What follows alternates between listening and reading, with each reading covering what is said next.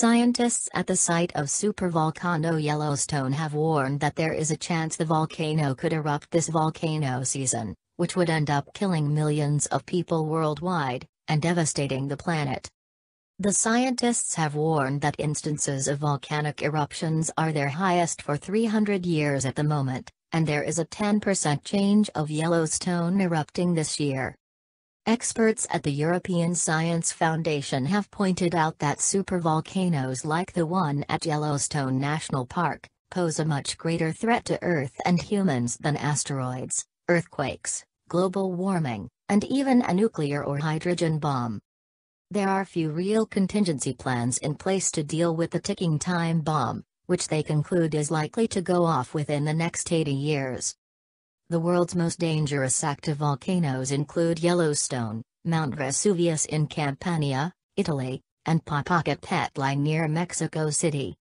If any of the other massive volcanic peaks suffered a major eruption, the team said millions of people would die and Earth's atmosphere would be poisoned with ash and other toxins beyond the imagination of anything man's activity and global warming could do over 1,000 years. The chance of such an eruption happening at one of the major volcanoes within 80 years is put at 5 to 10% by the experts.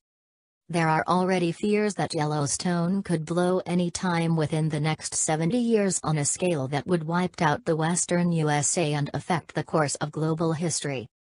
The report, Extreme Geohazards, Reducing the Disaster Risk and Increasing Resilience, warns global governments' preparations for such happenings are virtually non-existent.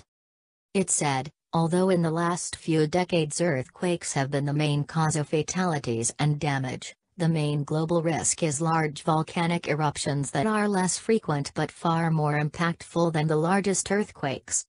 Due to their far-reaching effects on climate, food security, transportation, and supply chains, these events have the potential to trigger global disaster and catastrophe. The cost of response and the ability to respond to these events is beyond the financial and political capabilities of any individual country.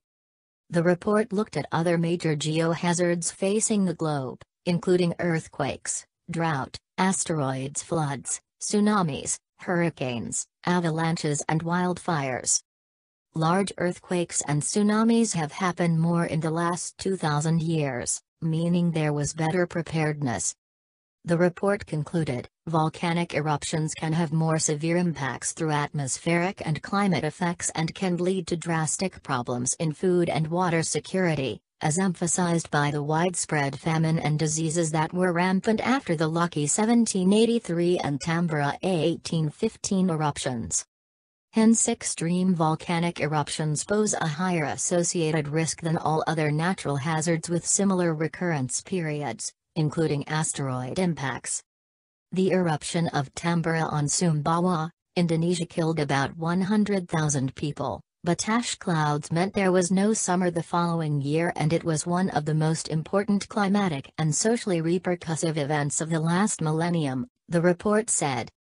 The earlier Icelandic event killed close to 10,000 instantly, but the long-term effects wiped out 25% of the population and were felt across the planet. A famine in Egypt reduced the population by 1/6, 25,000 died in the UK from breathing problems, and there was worldwide extreme weather.